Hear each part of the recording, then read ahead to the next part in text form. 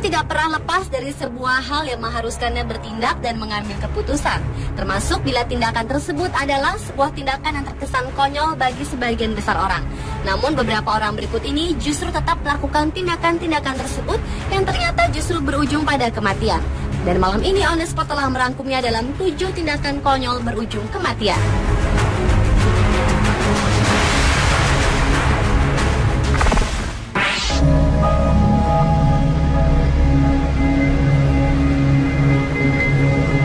Tindakan konyol berujung kematian yang pertama datang dari seorang pemain kabuki Jepang yang sangat dihormati di Jepang sejak tahun 1930, Bando Mitsugoro 8. Pada suatu malam di tahun 1975 lalu, pria yang mengawali karirnya sejak umur 7 tahun ini bersama teman-temannya datang ke sebuah restoran yang berada di kota Kyoto. Pada saat itu, Bando memesan 4 porsi ikan fugu. Dan konyolnya, ia hanya ingin membuktikan kepada teman-temannya bahwa dirinya tidak akan apa-apa dan tetap hidup dengan memakan ikan tersebut. Namun yang terjadi 7 jam kemudian, Bando Mitsugoro ditemukan tewas kehabisan nafas yang didahului dengan gejala kelumpuhan dan kejang-kejang karena racun dari ikan fugu yang ia makan. Karena seperti diketahui, ikan fugu memiliki racun yang disebut tetrodoksin. Hanya dengan 1 atau 2 mg saja sanggup membunuh satu orang dewasa.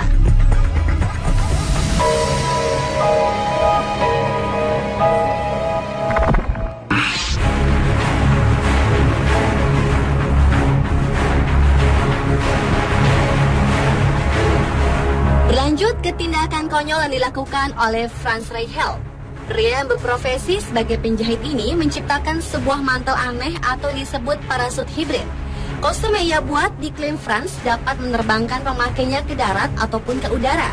Karena itulah untuk membuktikan karyanya ini, Franz pun melakukan eksperimen dengan menggunakan kostum tersebut dan mencobanya dari date pertama menerai Eiffel. Namun nasib naas menimpa Franz. Disaksikan para wartawan dan juga sekelompok penonton, Franz jatuh lurus ke bawah dan ia meninggal seketika di tempat karena parasut hibrid yang ia gunakan tidak dapat mengembang.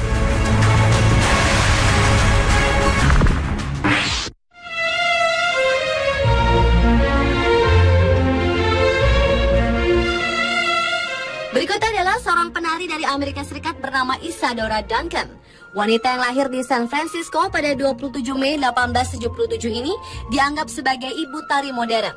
Meskipun tidak terlalu populer di tanah kelahirannya, namun ia telah tampil hampir di seluruh Eropa pada tahun 1900-an. Tetapi sayangnya sebuah tindakan konyol harus merenggut nyawanya hingga tewas.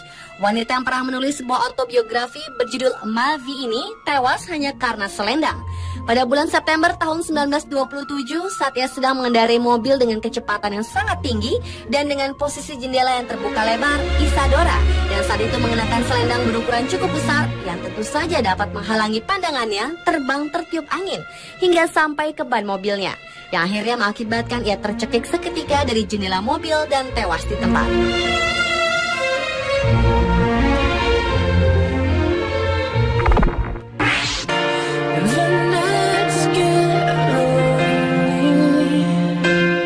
Bermain game ternyata bisa berujung pada kematian. Hal inilah yang terjadi pada Jeff Daly.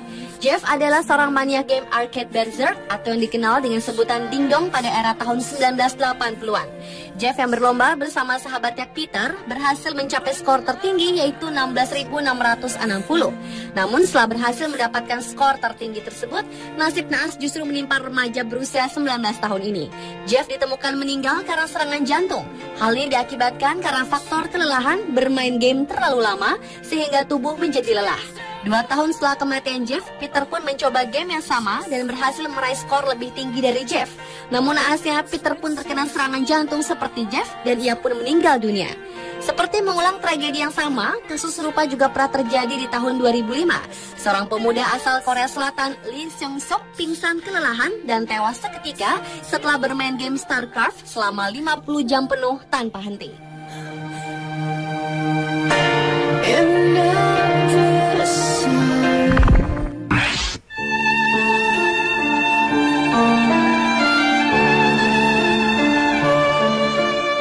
Ke tindakan konyol berikutnya yang menimpa seorang filsuf, negarawan, dan penulis asal Inggris, Sir Francis Bacon, yang juga dikenal sebagai pendukung revolusi Sains.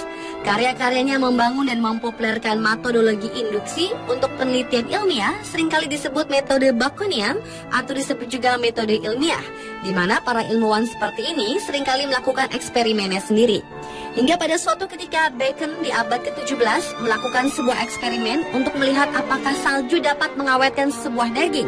Karena itulah ia membunuh sebuah ayam dan menimbun bangkai ayam tersebut di dalam salju. Namun sayangnya sebelum hasil eksperimennya terbukti, Bacon keburu tewas menderita pneumonia akibat kedinginan. Dan pria kelahiran Weston Saint Alban ini pun meninggal di hari yang sama.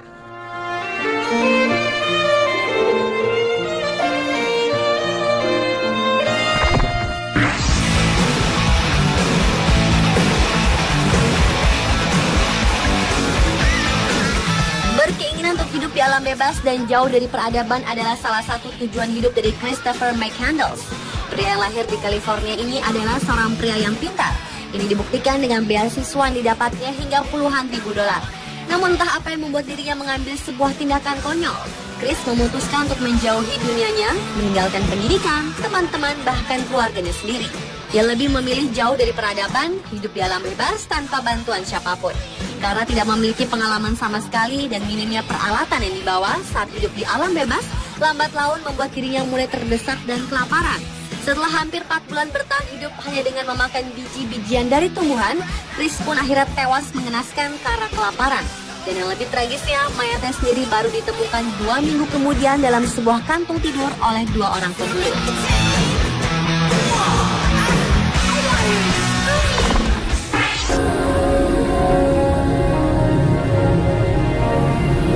Dan menahan buang air kecil menjadi tindakan konyol berujung kematian yang terakhir.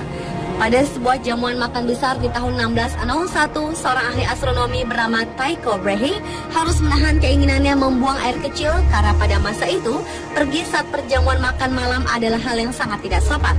Namun akibat menahan buang air kecil itulah kandung kemih Tycho melebar sampai ambang batas dan terjadi infeksi yang fatal yang mengakibatkan dirinya meninggal dunia 11 hari kemudian.